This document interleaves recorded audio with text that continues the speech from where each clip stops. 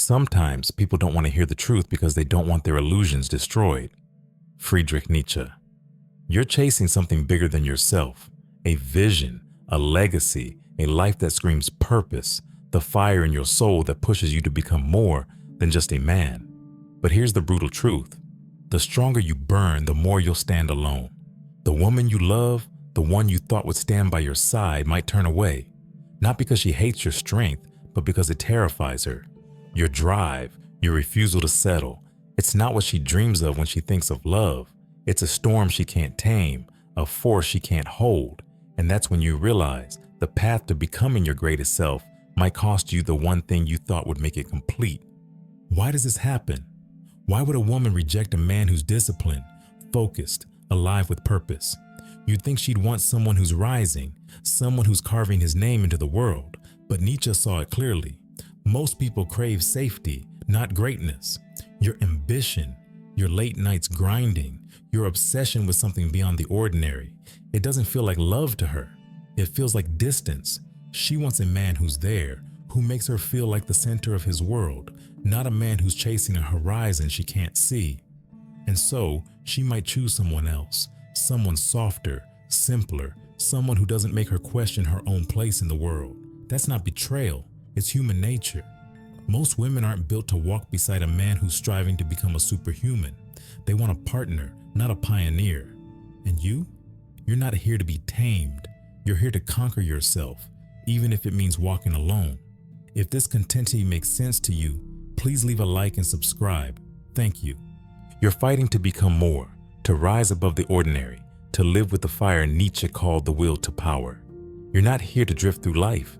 You're here to carve your own path, to become the Übermensch, a man who defines his own meaning. But here's the harsh reality. The stronger you grow, the more you risk losing her.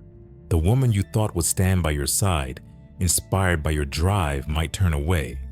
Not because she doesn't see your power, but because it shakes her world. Your intensity, your refusal to bow to anyone's expectations. It's not the love she craves. It's a challenge she can't meet, a force she can't tame. When you choose to live for something greater, you become a storm. And most women don't want to dance in the rain. Why does your strength push her away? Why would she reject a man who's relentless, who's building a life that matters? You'd think she'd want someone who's alive with purpose, who refuses to settle. But Nietzsche saw through the illusion. Most people cling to comfort, not courage. Your late nights grinding, your obsession with a vision only you can see. It doesn't feel like devotion to her. It feels like absence. She wants a man who makes her the center of his world, who bends to her needs, not one who's chasing a destiny she can't grasp. That's why she might choose someone softer, someone who lives for her approval, who doesn't make her feel small next to his fire. Nietzsche would call this the herd mentality, settling for safety over struggle. You're not here to be her anchor. You're here to break free, to live a life that burns bright, and that scares her. She's not betraying you. She's protecting herself from a man who won't kneel. You're pushing to become the man Nietzsche envisioned, the Übermensch, driven by the will to power, crafting a life that defies the ordinary. You grind, you sacrifice, you burn for a purpose that sets you apart. But then you look at her, the woman you thought would be your partner, and see doubt in her eyes. She says she wants a strong man, a leader, someone who moves mountains. Yet when you show her your fire, she hesitates. Your ambition, your refusal to settle for a small life, it doesn't draw her closer. It pushes her away. Nietzsche saw this truth. What people claim to admire often scares them when it's real. Your power, your drive to rise above the crowd, it's not the love story she's chasing. She wants a man she can hold, not one who's breaking free to conquer his own destiny. And that realization hits hard. The more you become yourself, the less you fit her fantasy. Why does she pull back when you're at your strongest? Why does she say she wants a king but choose a follower? You'd expect her to stand by a man who's fighting for something real, who's building a legacy. But Nietzsche exposed the lie. Most cling to the herd, to safety, to what's easy.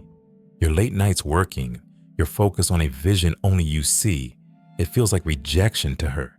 She wants to be your world, not a part of your climb. That's why she might pick someone less, someone who's grateful just to be there, who doesn't challenge her with his intensity. Nietzsche called this the slave morality, valuing comfort over courage, control over chaos. You're not here to be tamed, to orbit her needs. You're here to create, to live a life that echoes beyond you. But that choice comes with a price. Your power makes you a mirror, showing her what she's not ready to face, her own fears, her own limits. She doesn't walk away because you're weak. She walks away because you're too much.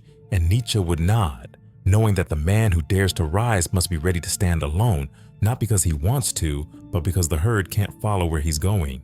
You're not failing her. You're outgrowing her. Keep climbing.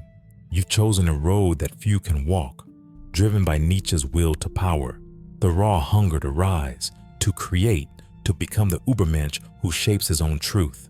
You're not here to blend into the crowd, to be the man who trades his dreams for a quiet life by her side. You're here to build something eternal, to etch your name into the fabric of time, but that choice leaves scars. The woman you love, the one you thought would share your fire, grows distant. Your late nights grinding, your obsession with a vision only you can see, it doesn't make her feel cherished, it makes her feel forgotten. Nietzsche understood this. The man who dares to live for his purpose will often stand alone. Society whispers that you should soften, prioritize her needs, trade your intensity for her comfort, but you can't.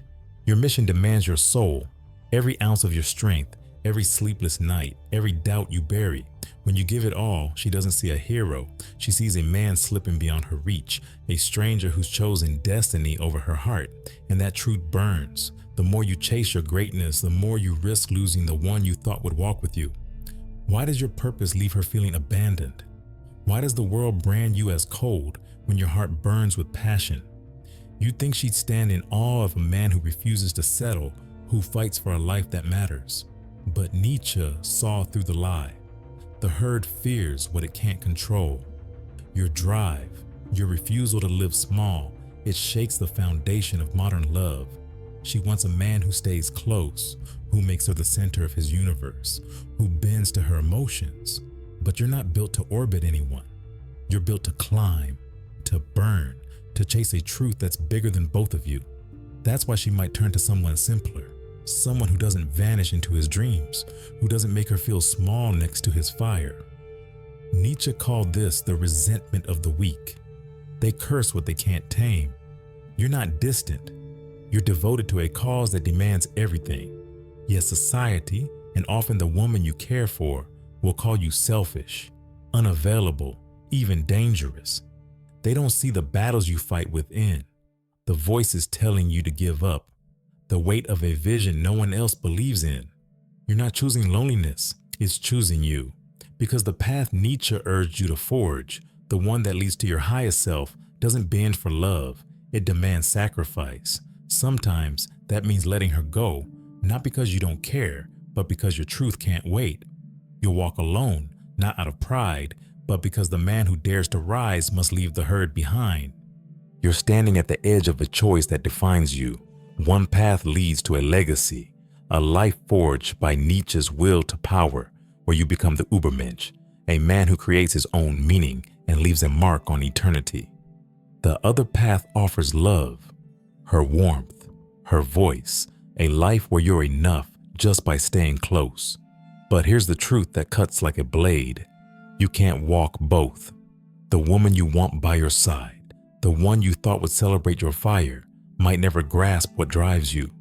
Your hunger to rise, to shatter your limits, to live for something bigger. It doesn't feel like strength to her. It feels like a wall she can't climb. Nietzsche warned of this. The man who dares to chase his truth will be called dangerous, cold, as unlovable. Your ambition, your sleepless nights, your refusal to bend, they make you a storm, not a shelter. And most women don't want to live in a storm. They want a man who makes them feel safe, not one who's burning to rewrite the world. That realization hits hard. Your greatness isn't her dream. It's your burden, one you carry alone, not because you hate love, but because your purpose demands everything, your heart, your soul, your peace. Why can't she see the man you're becoming? Why does the world curse you for refusing to kneel? You'd think your strength would inspire her, that she'd fight to stand beside a man who's breaking free from the ordinary. But Nietzsche saw the heart of it. The herd clings to safety, not stars. She wants a man who pauses his life for her doubts, who makes her the center of his world, not one consumed by a vision that outshines her. That's why she might choose someone less, someone who fits her life, who doesn't force her to grow or question her place. Nietzsche called this the triumph of the weak. They praise comfort while fearing power, but you're not here for comfort. You're here for conquest, not of her, but of yourself. Every doubt you crush, every night you push through, every moment you choose your path over her tears, that's your battle. The loneliness stings, not because you're heartless, but because you're human.